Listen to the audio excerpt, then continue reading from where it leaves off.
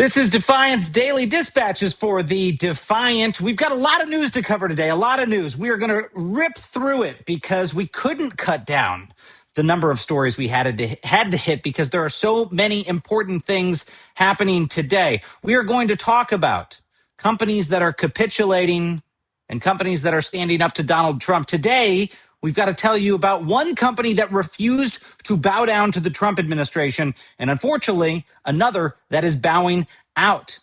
We're also going to talk today about the continuing slow burn drama of the Epstein files and yet another thing that the Justice Department appears to have deleted from the files or pulled out of the public files to protect another member of the Trump administration. We will tell you who that is. We are also going to talk today about the Department of Homeland Security and the Trump administration socializing a memo that allegedly contains the justification that they might use to try to seize election infrastructure in the United States. Not a conspiracy theory, a draft memo circulated by the Trump administration to try to give the federal government the power to seize control over your elections.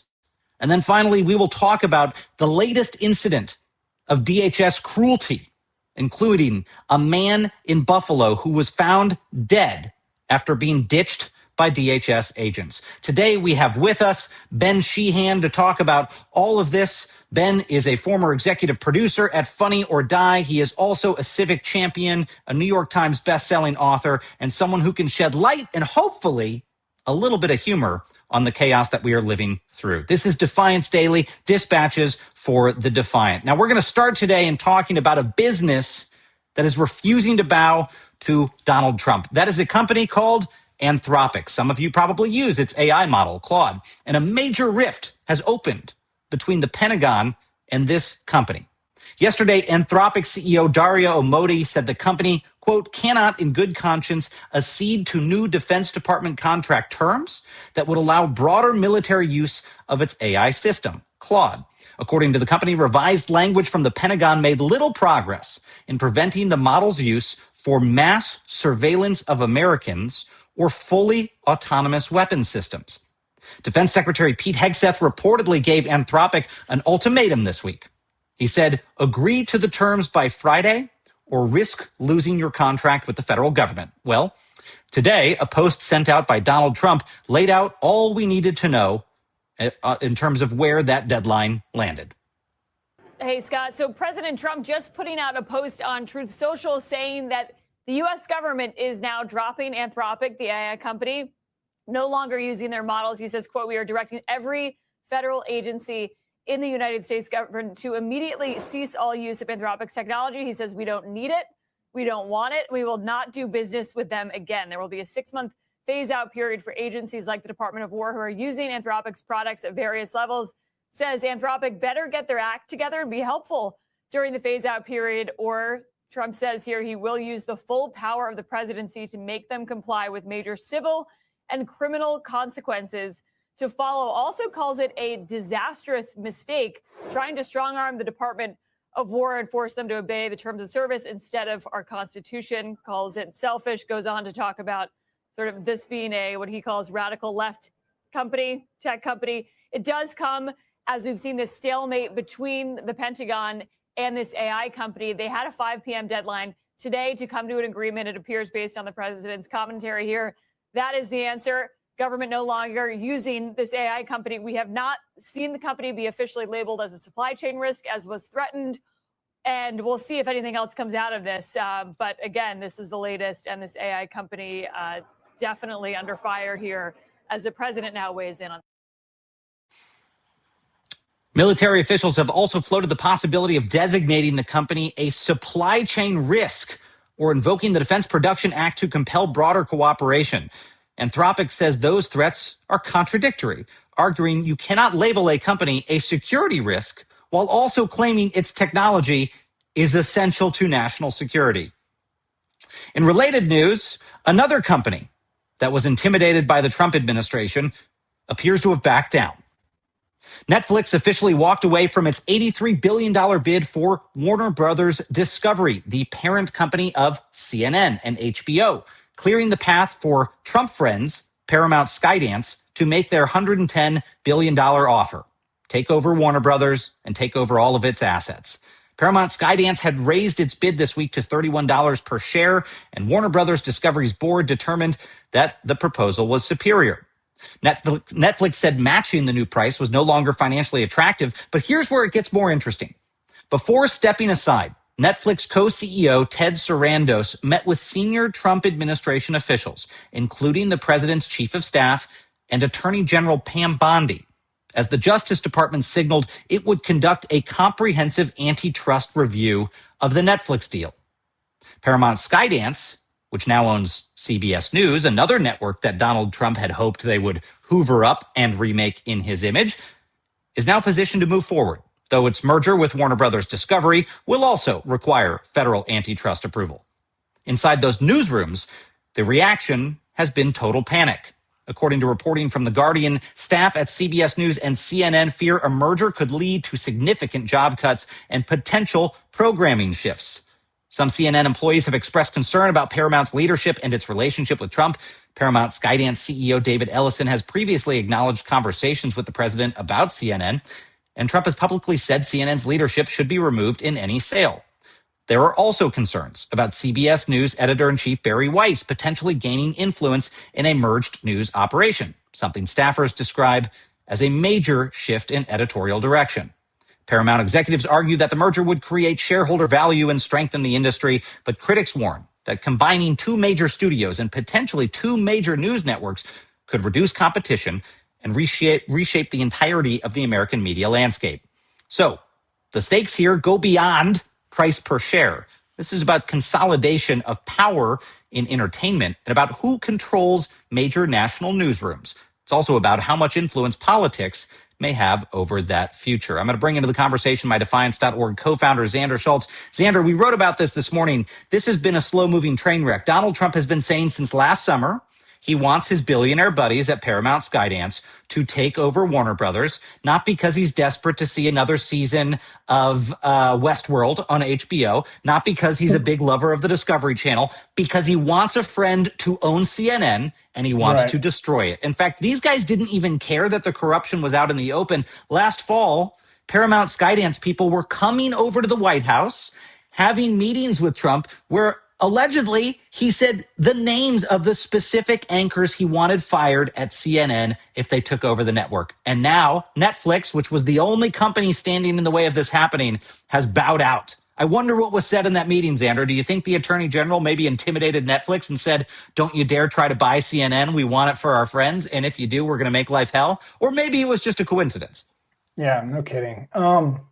Man, as accountability seems to be less and less likely for these guys, they are becoming more and more brazen. You know, this isn't cloak and dagger stuff at this point. To you know what you're laying out, they're meeting with leadership at these companies, and then those people are bowing out. I just want to say, this is why understanding history is so important. This playbook is so tried and true for authoritarians that are trying to enforce their power and conquer these civilizations. Like if you look at Putin and what he did from 2000 or 1999, right around then when he started, till now, Putin did exactly this. He started by buying or pressuring major outlets into friendly hands, then used regulatory harassment, tax audits, and criminal charges to silence holdouts. And within a decade or so, independent journalists were either exiled, imprisoned, or dead.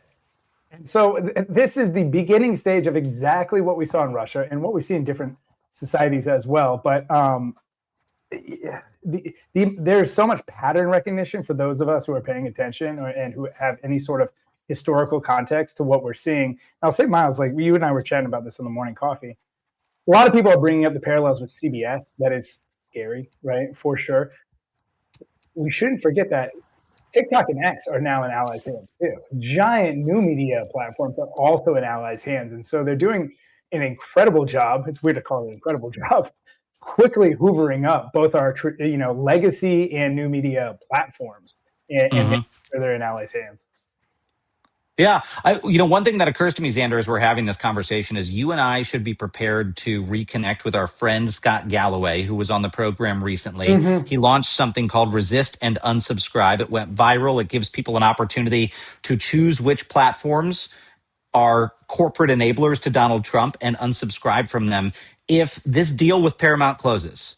There's no illusions about this. It's not like this wasn't political. There was government intimidation all throughout this process. Total government gangsterism allowed this to happen so that the president could basically de facto take over CNN and reshape the news network so that it favors him. If that goes down, we need to work with Scott to supercharge efforts for people to cancel their CNN digital subscriptions, cancel HBO, really kick Paramount in the nuts and make it hurt, okay? Make it hurt for them just like we did for Disney. That needs to happen. And to set some conditions is that if they make editorial changes to turn it into a pro-Trump news network, then people are out. And I think there's going to be a lot of interest in doing that. So we should reconnect and see if there's a way that we can supercharge his effort right around that moment of merger. In fact, it occurs to me as I'm saying that maybe there is a date certain that we'll be able to find in the near future when that merger is solidified, where we can just help go nuke their subscriptions. Yeah. It's a great idea. It's a great opportunity for collective action, and this type of kind of economic withdrawal is actually one of the things we've seen Americans be pretty good at and organize pretty quickly in these moments. Laz, do we have any word? Like, I don't mean to put you on the spot here. I don't know if you knew offhand what CBS's performance has been like since the Barry Weiss move. I imagine they are being punished for becoming a mouthpiece for the administration. It's different, though, when you're talking about those traditional broadcast networks, right? Yeah. Because CBS has all of these licensing deals with local affiliates. And so, you're talking about a network that gets to push stuff out where people are like, well, I trust my local affiliate. And I think it's a lot harder to measure than CNN, which is a cable news outlet, which is totally dependent on advertisers, and they're trying to become more dependent on these subscriptions. They've started to put up the paywall. In other words, there's a lot more leverage with a CNN than there is with a CBS or with an HBO. And those are the two crown jewels, I think, in this acquisition among a lot of intellectual property and movies. Yeah. But the two sort of crown jewels that could become very political in these conversations. So look, go binge your HBO shows now. I mean, Hannah and I were just talking about last night. We said, we're going to finish The Pit and then we're going to be ready to just jettison this thing. Let's all finish The Pit together and then we'll have a conversation about it. Xander, we got a lot to cover today. I'm going to jump to the next story and then bring you back in, and we'll keep rolling. All right, let's talk about more corruption. Corruption that we also need to keep fighting. And we're going to tell you another what can we do about it at the end of this news story. But we're going back to the Epstein files because let's not forget this week, the Trump administration was accused in a bombshell news story of withholding documents that talked about allegations regarding the president of the United States and sexual abuse of a 13-year-old girl. We still don't have answers from the Justice Department or the FBI why those files are missing. But I don't think we need a lot of explanation. I'll challenge you, viewer. Coincidence that happened or deliberate? Well, looks like we're in that same situation with another member of the Trump administration. A newly resurfaced photo is creating fresh problems for Commerce Secretary Howard Lutnick. There was an image released as part of the Justice Department's Epstein files that appears to show Lutnick on Jeffrey Epstein's private island. At one point, the original justice.gov page hosting the image returned an error message. But a version captured by the Internet Archive's Wayback Machine on January 31st remained publicly accessible and included this photograph. A representative of the Justice Department told CNN, quote, "This image was part of a batch of files that were flagged for nudity. The batch of thousands of images was pulled for review and is being uploaded with necessary redactions on a rolling basis. No files are being deleted." But the temporary disappearance of the image has sparked bipartisan questions on Capitol Hill. On X, Republican Representative Nancy Mace publicly called for Lutnick to take questions before the House Oversight Committee. And Republican Representative Thomas Massie also said DOJ should explain who pulled the file and why. Democrats have gone further. Representative Ted Lieu suggested the removal looked like a cover-up, and Ranking Member Robert Garcia said Lutnick should resign if he misled the public. President Trump told reporters Friday that Lutnick would testify and called him, quote, "a very innocent guy. The controversy deepens because previously released communications appear to undercut Howard Lutnick's past claims that he cut ties with Jeffrey Epstein in 2005. During Senate testimony, Lutnick acknowledged visiting Epstein's island 7 years later for lunch with his family in 2012, but denied having a deeper relationship. However, yet again, document releases show multiple interactions over the years, including business ventures, donations, and invitations. Hardly the story Howard Lutnick told in 2005 about being so disgusted with the man, he walked out of his home and would never make contact with him again. Yet another Trump administration official, yet another controversy with Epstein, yet another potential cover-up. I'm going to bring Xander back into the conversation. Xander, I said at the top end of this story, look, the Epstein file story is going to continue to grow. Nothing's bigger than the revelation this week about Donald Trump and the allegations regarding sexual abuse of a minor. But there are things we can do now because it is clear this is causing extraordinary political damage to the administration.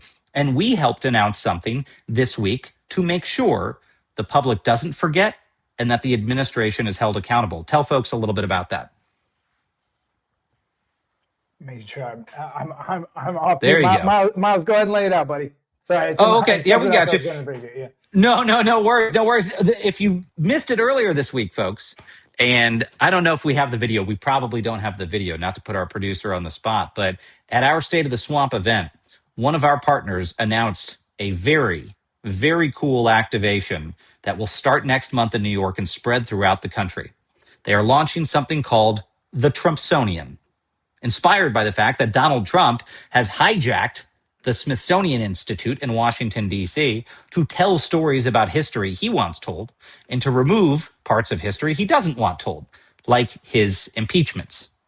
So the Trumpsonian is launching to make sure the public does not forget Donald Trump's corruption. And the first thing they're going to do next month in New York City, as we announced this Tuesday, is they are opening the Jeffrey Epstein Donald J. Trump Memorial Reading Room.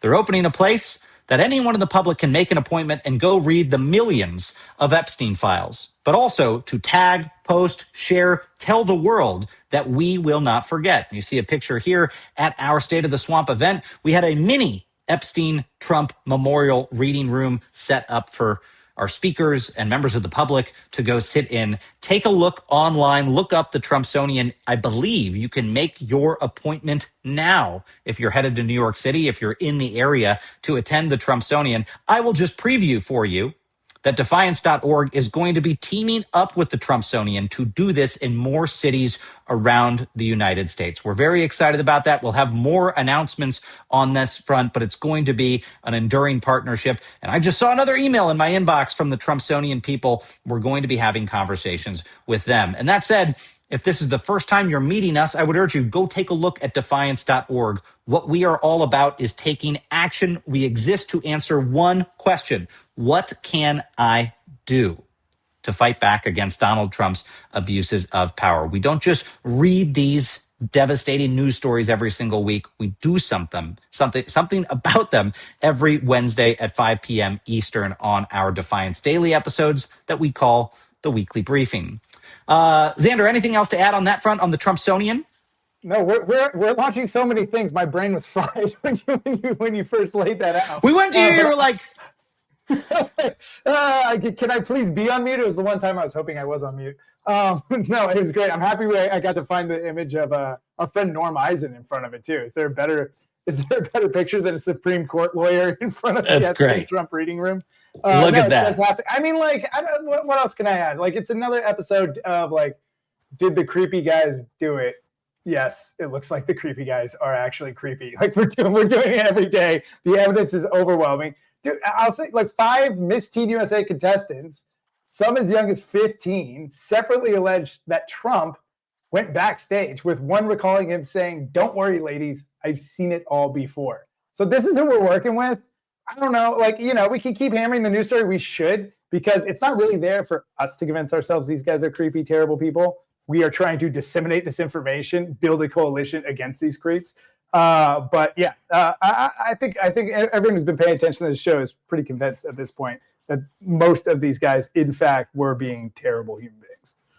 Well, let me eke in one more story, Xander, before we bring on our guest, because I think we're going to want to talk to our guest about this one, too. So let me say this. What was once campaign rhetoric about meddling in American elections is now moving deep inside the White House.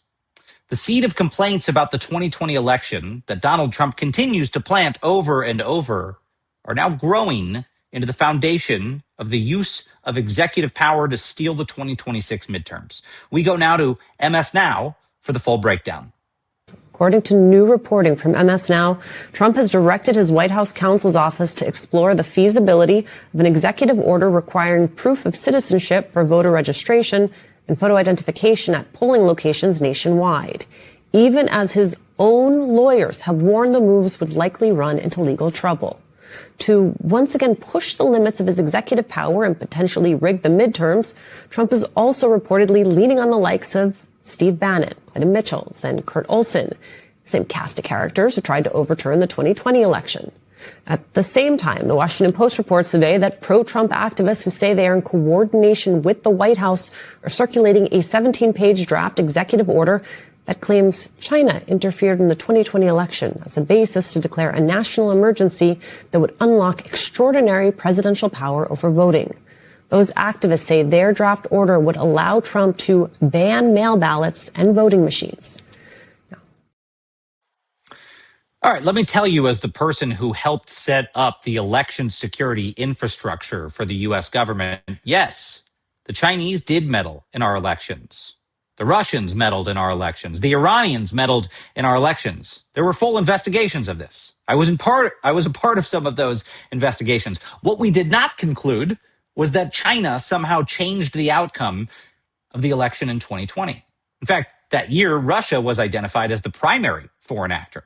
Even so, Trump allies are arguing that this foreign interference could justify, 6 years later, a national emergency to seize the voting infrastructure in this country, to change the rules. That's what's really important here. That's what we're going to talk to our guest about here, because the Constitution doesn't give the power to do this to the President of the United States. In fact, the Constitution gives states the authority over how elections are conducted.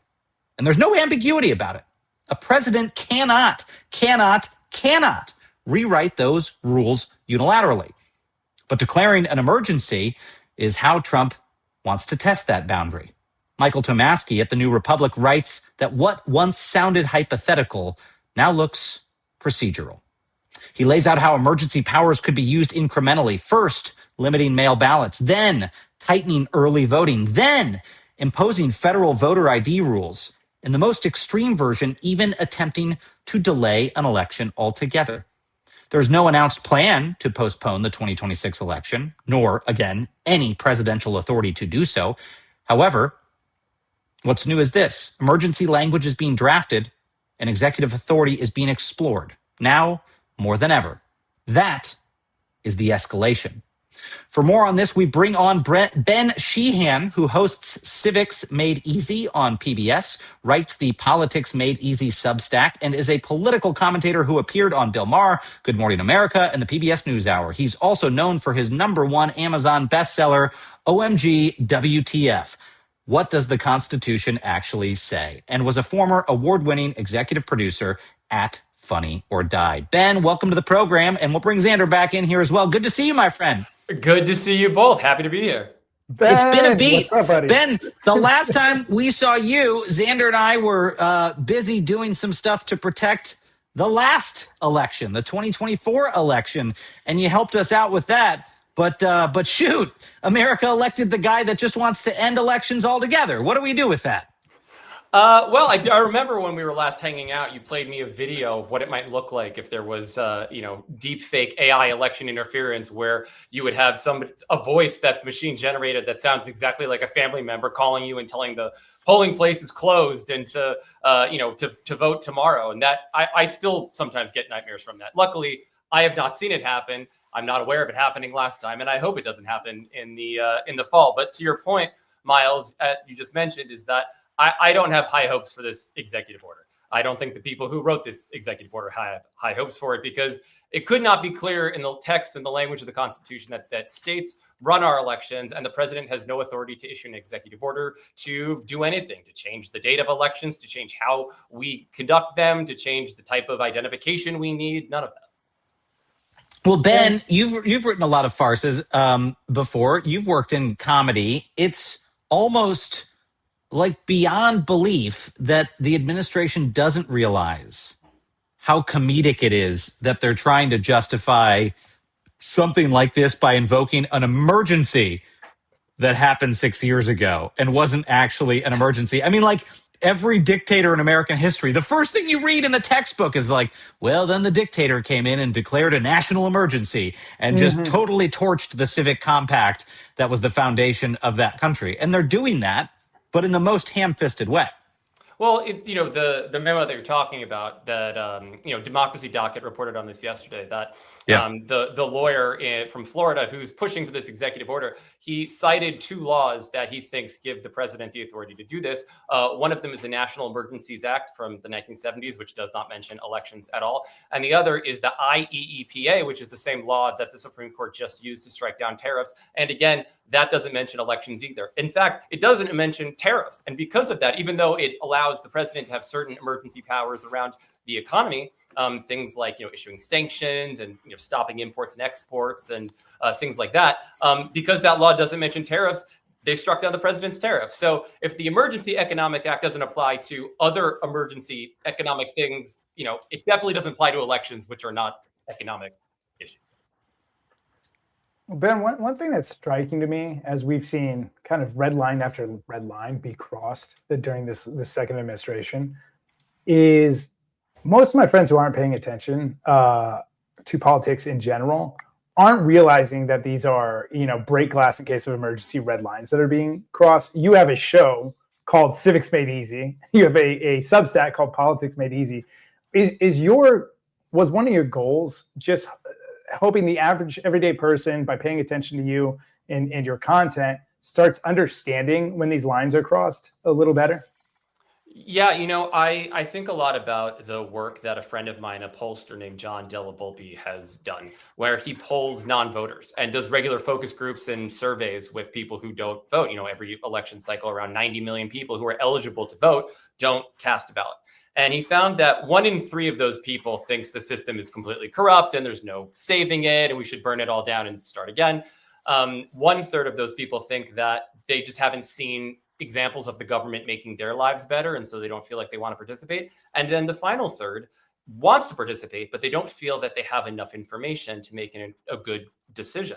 And so that's the focus that I have, is trying to move the obstacles out of the way for that last third, who say that if they had more information about how this stuff works, they would participate more in it. And I do feel like we have a tendency, or I should say not talking about anyone on this show right now, but lawyers and experts in general have a tendency to make things sound very complicated, maybe for egotistical reasons, or they want to sound smart. And, my whole thing is, if I'm leaving the audience behind in any way, if one person is getting confused and not listening to what I have to say next, then I'm not doing my job. I want to have everybody, I want to make this as simple as possible for everyone, because I think the interest is there and people want to participate, but they just need a little bit of the obstacles and the confusion sort of flattened out. Ben, I want you to tell me how we're either going to scare the pants off the American people to go protect the vote and make it too big to rig in the 2026 midterms, or inspire them with hilarity and energy. Solve the problem for me right now. How do we grab America by the shoulders and shake those shoulders and say, you won't have a constitution if you don't go do this? Or maybe that's what we do. Maybe we have to go grab everyone's shoulders. I feel like grabbing would be like a plan H. I think there's a lot of things we can do before grabbing. Grab them by the shoulders, I say. That's always been my line. One of the better. Those are the other guys, Miles, that rely on grabbing. Oh, shoot. That's our side. Oh, shoot. Well, I will say this. When, things went down in Minnesota, right, in Minneapolis a couple weeks ago, after the murder of Renee Good and Alex Preddy, there were so many people that were confused and wanting to get involved. And I was one of many people that posted resources on my Instagram, my social media, explaining how easy it is to call members of Congress and why those calls actually move the needle. And as a result, I can attest that I got thousands and thousands of messages from people who had never called their members of Congress before, saying that it was because the information was made really accessible, and by demonstrating it, it didn't seem scary at all, that they went and called for the first time. I got messages from people as old as 85 who had never called their member of Congress before, members of Congress, and they did it. And, we see what that's led to, right? The extra $10 billion of funding in that DHS bill that would have gone to ICE, that bill has not passed yet. And I think it's because people have put this sort of almost unprecedented amount of pressure on members of Congress. When you have all these people coming off the sidelines and participating for the first time, members of Congress, they feel that, especially in an election year. I once had a member of Congress tell me that if they got 25 calls in a day about a specific issue, that was enough to make them go, oh, wow, I really need to pay attention to this and make sure, I vote the right way. And they're getting way more calls about that. So I think it's really important to encourage people to participate and call, but also to show them the results of that action, because by seeing those results, they're going to keep participating. And I think if we keep showing the results, they'll keep participating through the midterms and for many years to come. Well, I figured it out, Xander. We're going to grab him by the ballots. That's what we're going to do to Donald Trump. Is we're going to grab him by the ballots, and that's the way to hold him.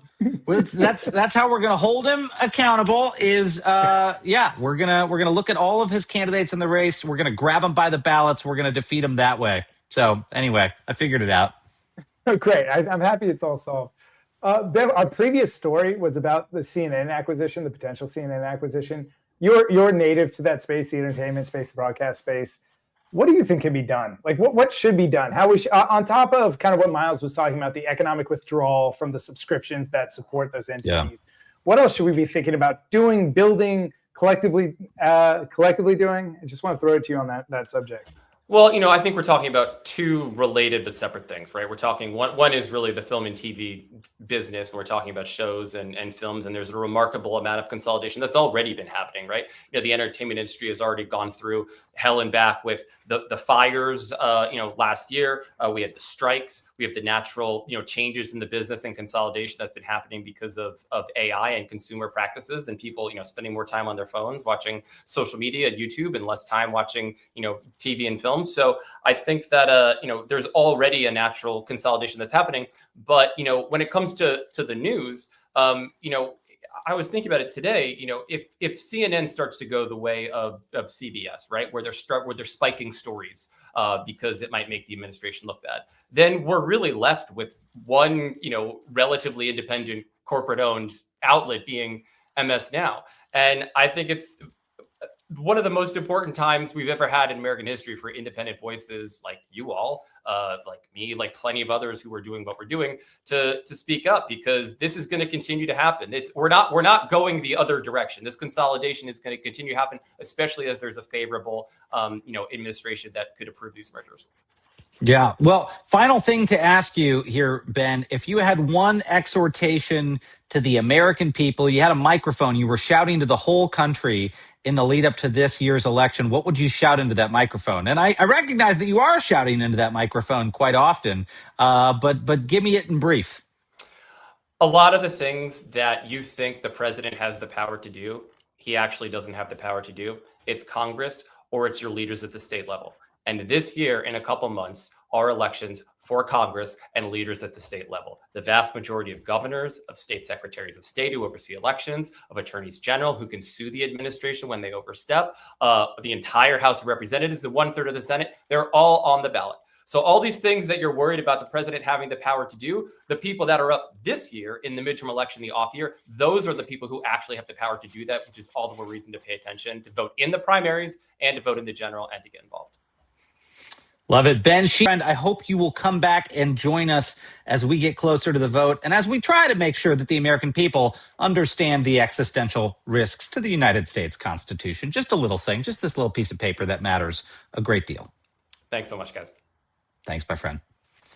Xander, we go into our last story today, which is about what we're seeing at the Department of Homeland Security. If you thought in January the attacks on Americans, the attacks on immigrants were over because Greg Bovino was moved out of the organization and Tom Homan came in and said they were downshifting in Minnesota, you would be wrong.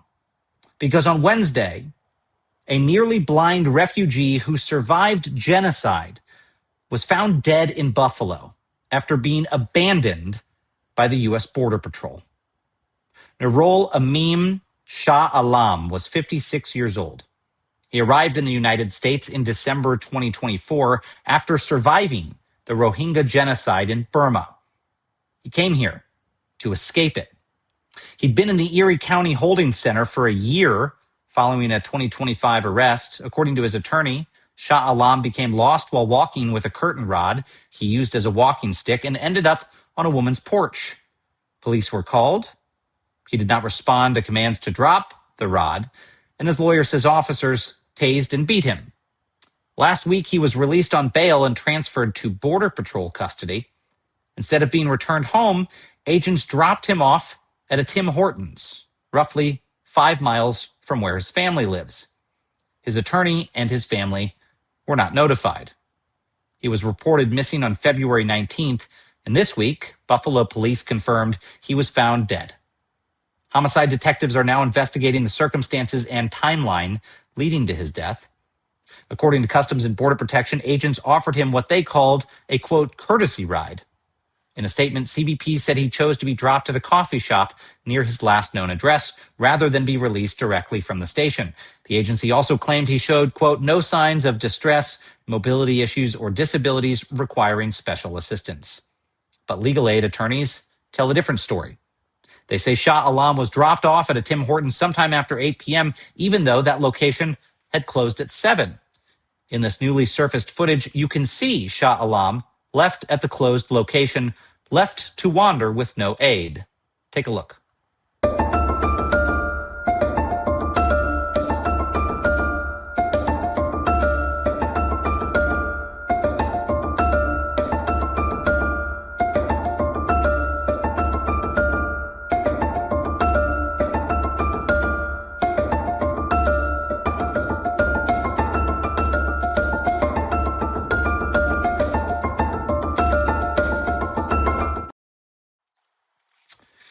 Shah Alam leaves behind a wife and 2 sons. I'm going to bring Xander back into the conversation here. Xander, look, some people may be tempted to hear this news story and say, well, it sounds like the guy had committed some crimes and he was in trouble. It doesn't matter if you have no criminal record or a total criminal record. If you are picked up by DHS agents, you should be treated the same way. You should be treated as if your life matters. They're not judge, jury, and executioner.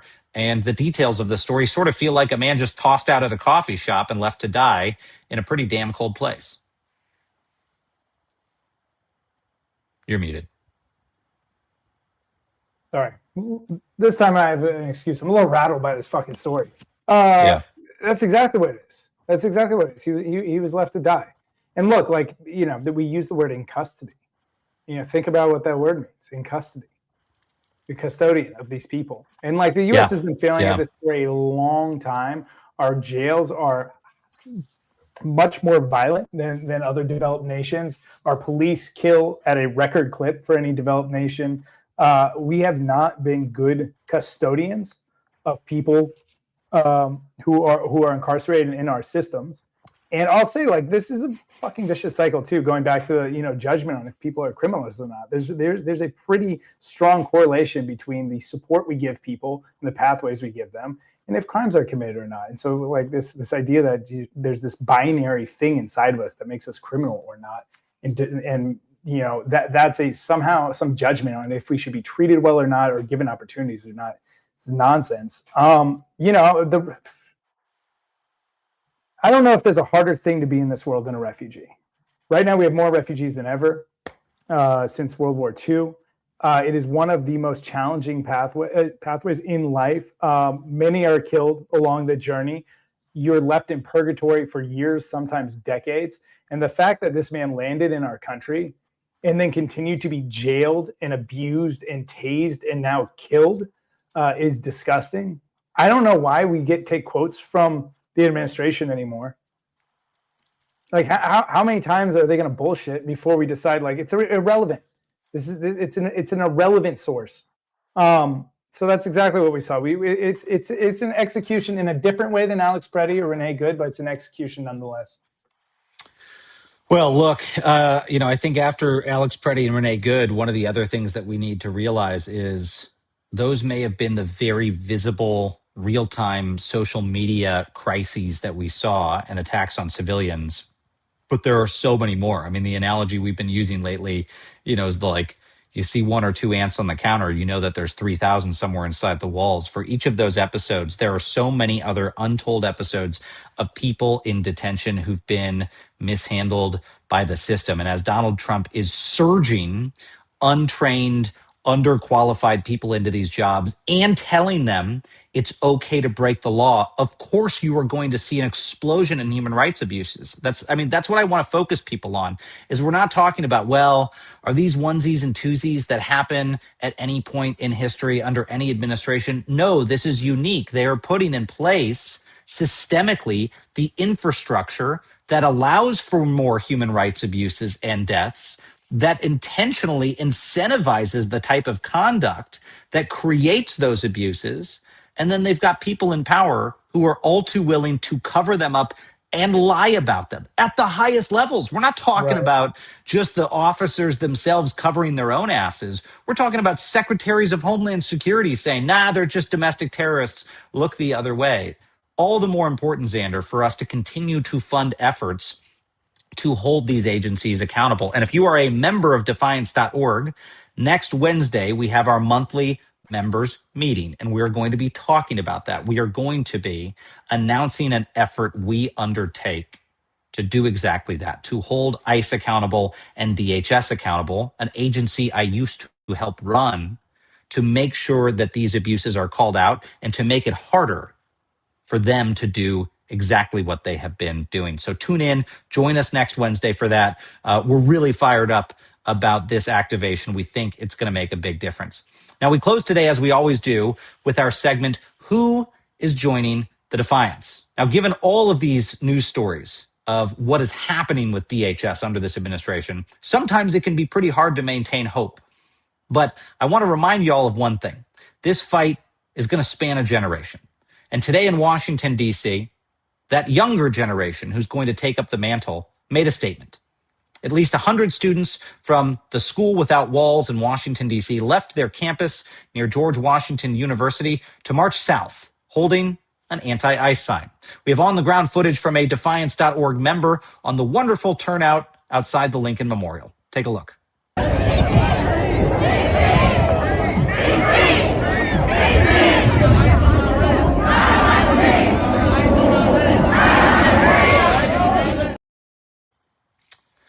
I'm going to bring Xander back into the conversation. The answer, Xander, today to who is joining the defiance is young people who really care in this moment, who are making this a cause that they stand by. That's going to matter, not just for elections in November. A lot of these people are probably too young to vote. It's going to matter in the years to come when we have to unwind all of this insanity that we have seen from the Trump administration.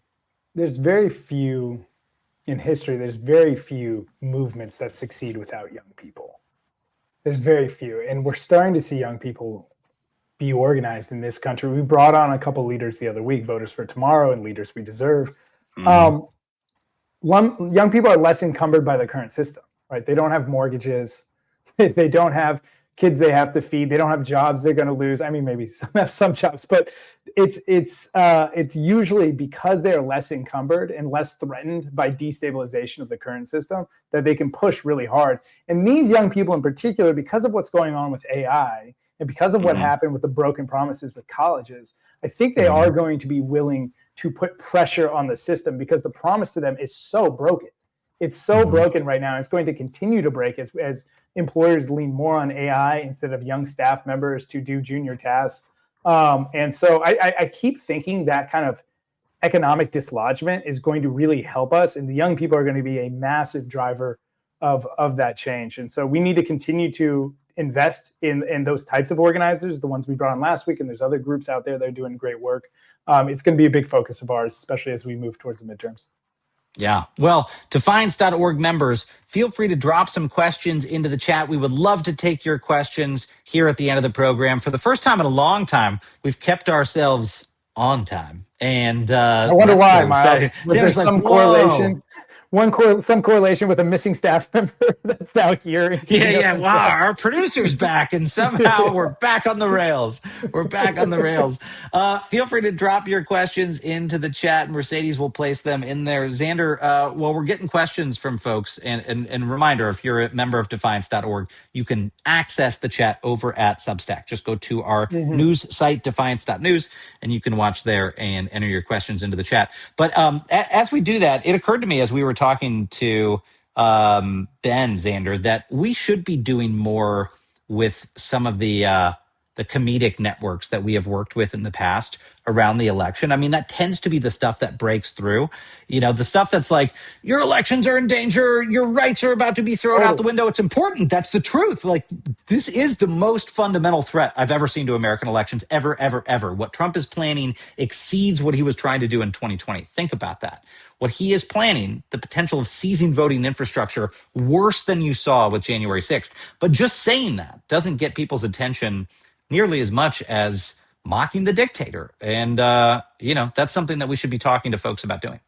I mean, that was the genius of Trump's 2024 campaign. He kind of owned the podcasters, right? Like whether it was like Joe Rogan or Theo Vaughn or whatnot, he tapped into culture and comedians through like a series of kind of the progressives canceling or mean girling them also found themselves aligned against the left, and in a way that now we've seen Andrew Schultz and Shane Gillis, some of these other people comment on what's going on. I think that's starting to change. We should tap into that infrastructure as it changes. I think some of them have exposure to some of the First Amendment issues that are going on too. So I think there's a real, instead of being, canceled culturally, being canceled actually legally is a much larger threat to free speech. And I think you're totally right. And to your point about like, it's not either or. It's not either we scream about, the dangers to the election, to those in the know, or we bring comedy to it. In the same way that, Indivisible leads these giant marches, like there has to be a safe, soft onboarding into these conversations that doesn't feel like an existential fight. Not everyone's ready for an existential fight. Most people are going to work, trying to put food on the table and trying to discern which future allows them to continue to do those things. And so I think you're totally right. And, it's a good thing to flag, and we should huddle with Ben after this and find out, kind of what his best ideas are on that front. Well, here was my idea that I was working on while we were talking is, what do you think about that? You're working on that on this episode, during this episode? Yeah. Yeah. Just a little AI assistance. You can't see at the bottom because of our Chiron, but then it says get out and vote at the really bottom. Good. I think there's something here. Your transformation into like my most like lefty like protest friends is so funny between the frauds. Yeah. So no.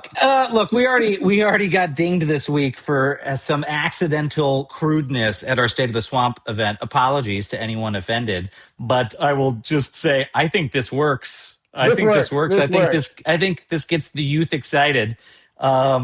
Anyway. I'll leave that there. Yeah, tell us in the comments if you think we should run a get out the vote campaign called "Kick 'em in the ballots," and we can workshop this. We can workshop this. You know what? Let's go bounce it off our friends at Voters of Tomorrow. They can tell us if the youth are into it or not. I think that's right. Xander, we got a few questions here. Yeah.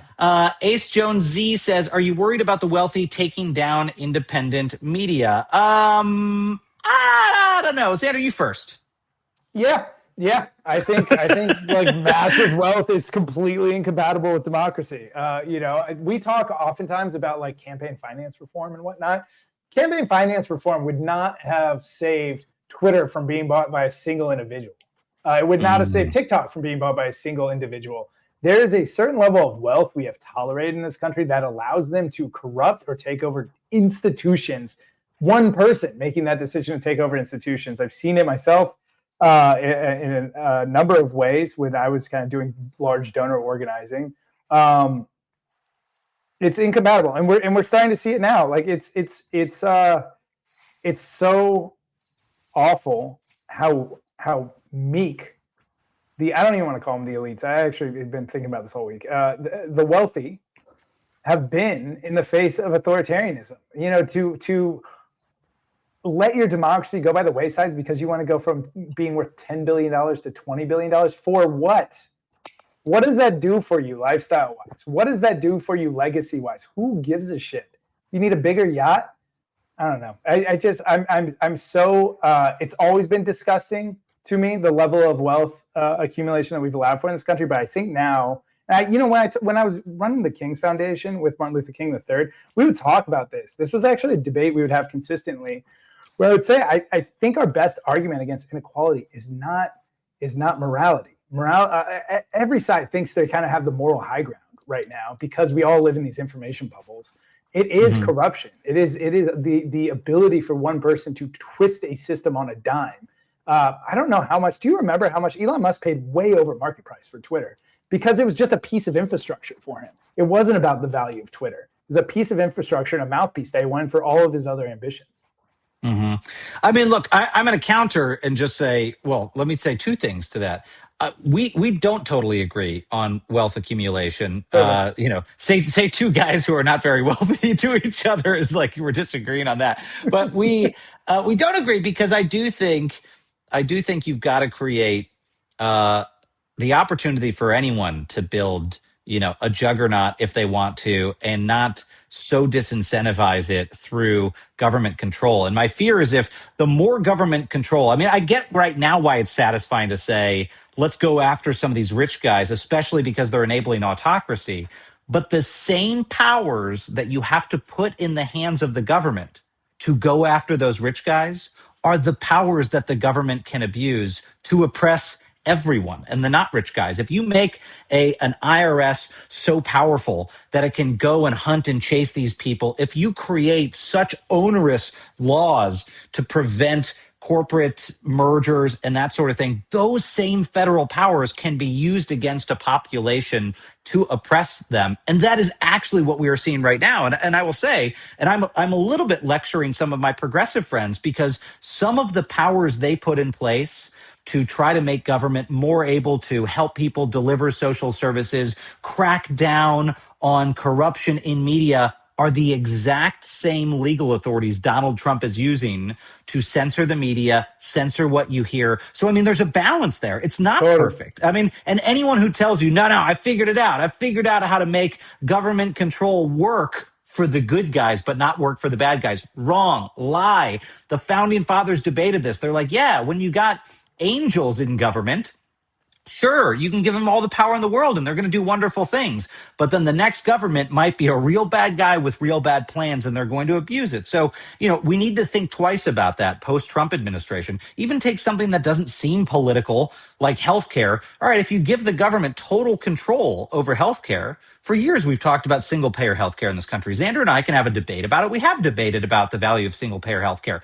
But that conversation now has a whole new layer on top of it, which aside from whether it's a good idea or a bad idea for the government to do it, you give the government all that power. And if someone like a Donald Trump comes in, well, then they say, oh, why don't I decide whether or not you get health care based on whether or not you support me? That's what a dictator does. That's what's scary. We're going to have that conversation as a country after Donald Trump. But the second thing I was going to disagree with you on, Xander, is in response to Ace Jones Z's question, I'm actually not worried about the wealthy taking down independent media. I am worried about what's happening to CNN and these other networks. I think MS Now and others could be at risk in the medium term. I am worried about that. But independent media gives me hope that these guys are never going to be able to stamp out the truth now. I mean, look at our friend Aaron Parnas. I think Aaron's going to be on the program next week. Aaron's like a 1 or 2 man operation and has the reach of a major cable news network. That's it. Who's gonna take down Aaron? I don't know. Maybe Aaron could get bought out. Maybe there's some billionaire out there who could offer him, the money he wants. But, how are they going to exercise editorial control over him? It's just him. I mean, we're another good example at defiance.org. There's you, me, Mercedes, and half of Scott Goodstein. It's like, what are they going to do to stamp us out? I mean, yeah, they're trying to investigate me. Maybe they'll try to arrest some of us, but they can't do it because independent media is so dynamic. They can't shut us up. That gives me hope in this moment. And that's why we're seeing people in droves run to those outlets. And mark my words, when CNN gets taken over by Paramount in the next couple of months here, You're going to see anchors jumping ship over there and building some of the newest, coolest independent media outlets without all the overhead and without the corporate censorship. You know what's so great about this moment, Miles? It's like such a good moment to kind of reopen old conversations with new context. Like both of us can come to each other and be like, see what I mean about free markets? Look what's happening with corruption. You can go, see what I meant about more government control? Look oh my God, what's it's so happening. true. And you can kind of come back so to the table and be true. like, all right, I get a little bit of what you're talking about. Let's try to figure out how to workshop. Yeah, you're like, look, the billionaires turned into oligarchs that are controlling us. And I'm like, yeah, and look, the government amassed all this power and it's repressing us. Dang it. Yeah, it's a great time to honestly come to the table with humility. That's a little bit what I was talking about this morning, at our State of the Swamp. Like, Lev Parnas and the leader of Black Male Voter Project, Mondale Robinson, chopping it up. It is a great time. The flip side of this, I see a lot of people getting like, hey, you're not living your values. Look, you said you protect the Second Amendment, and now you're not, et cetera. Hey, I know I'd be defending the Second Amendment. Now I am. It's a great time to come to the table with humility and really figure out what we care about, maybe how to answer some of these big questions in ways that are acceptable to all of us and build a better country and keep moving.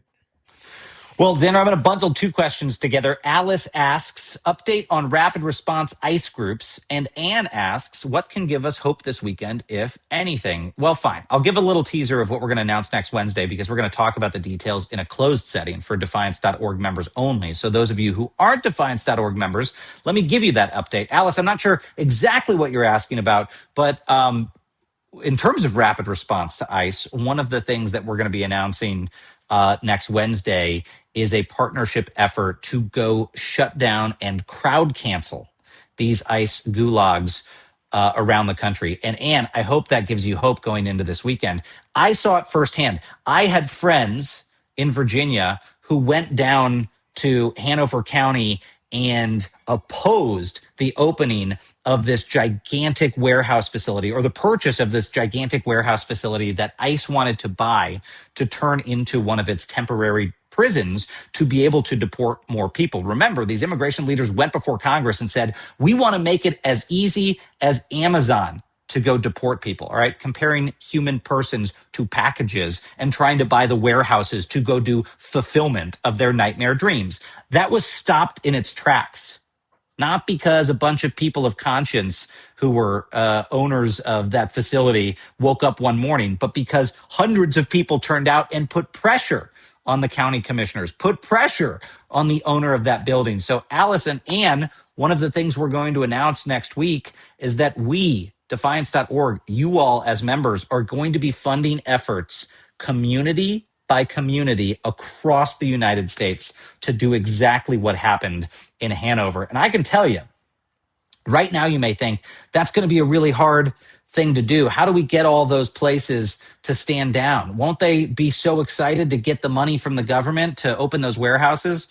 Well, most of the people who own these warehouses that ICE is trying to buy are just real estate developers. They're wealthy people. They may be in the region. They may own a lot of properties. And what they are not planning on after they ink an agreement with the federal government to use their warehouses to house human beings, they're not counting on getting called out for it.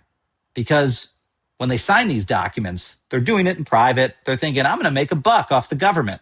But then when the community rises up, when their name and their face is on posters around town as the person enabling these ICE gulags, trust me, that's going to be bad for business. Trust me, they're going to want to make another decision about whether or not to sell that facility to the federal government for human repression. So Anne and Alice, we are fired up about this. We are going to do something. I'm going to tell you right now, it will make a difference. It has already worked. It's going to work. We're going to make it harder for ICE to go seize these facilities and turn them into makeshift prisons. We are going to do that together, and we are going to have very, very real impact.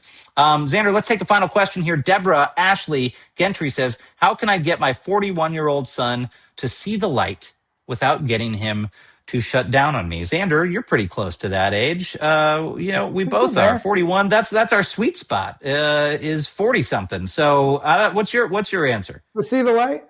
You hold his eyes open like Clockwork Orange. Hit him with a flashlight. Oh no, no, not that. No. Okay.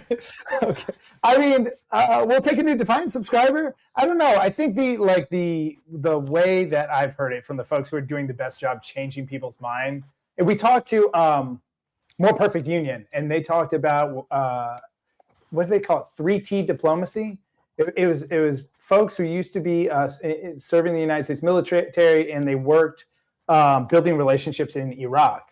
And they said when they would go into houses and when they were trying to build alliances, they wouldn't even get to the point they were trying to make for 3 Ts. They would just visit the house and listen, visit the house and listen, visit the house and listen. And when you do that, and I've been doing some of it in my own community, when you do that, you realize we all have pretty similar goals. We might live in different information silos, but we all have pretty similar desires, at least in life. And you can find the common threads. And so while we feel the urgency of the moment, people mostly want to be heard, want to find their own way to the answer. We all need to get better at the Socratic method and asking questions, being curious and guiding them. And oftentimes I am finding threads in these conversations around our shared distaste for corruption.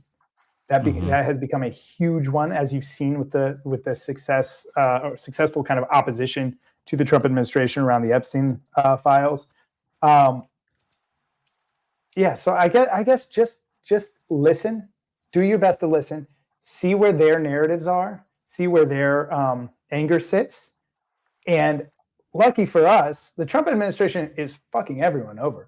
Like, once you understand what they care about, there's not a vertical in society or a subject where they are serving us well. If they care about health, they are screwing us. If you care about equity, they are screwing us. If you care about better jobs, they're screwing us. If they care about prices, they are screwing us. And so you have the flexibility to respond to whatever their needs are with evidence that the Trump administration is not good for you, doesn't care about you, and does not serve you. Yeah. Yeah, you nailed it, my friend. I mean, I honestly think one of the really important things to remember in those Thanksgiving dinner table conversations, barbecues, is I was always told you've got to start with dignity and not debate. Because the moment you come into the conversation preparing to convince someone and they can tell, they are reflexively preparing to oppose you. They immediately get defensive. So you already lost. And it can be as simple as your physical affect. And trust me on this. I mean, I'm a speech and debate guy. I did that all throughout, high school and into college. That first couple of seconds impression sets the tone for the entire debate. And if you come in with that dignity and humility, like Xander said, and asking questions, that's the starting point. And then the point about corruption, I think, is a really powerful one, Xander, is people don't want to hear points about how their party is bad or how their cultural positions are bad. But no one, regardless of party affiliation, likes to get screwed. And they don't want to be screwed over by the government. They don't want to be stolen from. Those types of things are really, really powerful. And they don't like to be lied to. And if you need an example of that on a big scale, Deborah, is look how it happened with the Epstein files. Look at how some of the most conservative members of Congress, the people who were like this close to tattooing Donald Trump's face on their chest, maybe they did and we didn't see, were turned around because they're like, well, wait a second. You promised me this, and this, and then you screwed me. You lied to me, and you're withholding that. And now you're covering it up. That makes them very mad. You could say that's happened on affordability. You could say that's happened on the Epstein files. You could say that's happened on government programs and blue-collar issues. Those are the types of things that are absolutely resonating right now. And look, when all else fails, you put that poster up. Our new slogan. It's our new slogan. That's the end of our show today, friends. We are so grateful for all of your help this week in making our State of the Swamp event happen, all of your grace with our Defiance Daily program, being on the ropes a little bit as we got that big other activation out the door. We have so much to talk about next week. We are so excited about our monthly member meeting next Wednesday at 5 p.m. Eastern. If you're on the cusp of becoming a defiance.org member. Join us before next Wednesday so you can be at that monthly member meeting and to help shape the direction that the club is going and what missions we take on. And we will announce more about that ICE Gulag effort next Wednesday. That's going to be really exciting. And Xander, we'll see if we can bring our partners onto the call for that effort. Hope so. Love those guys. Hope so. In the meantime, folks, and Anne in particular asked what hope there is going into the weekend. Well, look, this Club for Courageous Americans just grew in a big way this week. It's going to increase our ability. You'll start seeing as soon as next Wednesday, it's going to increase our ability to bring more resources into the fight, to protect our country, to protect the rule of law, and to defend our rights. So in the meantime, I will say, friends, stay loud, stay brave, and stay together.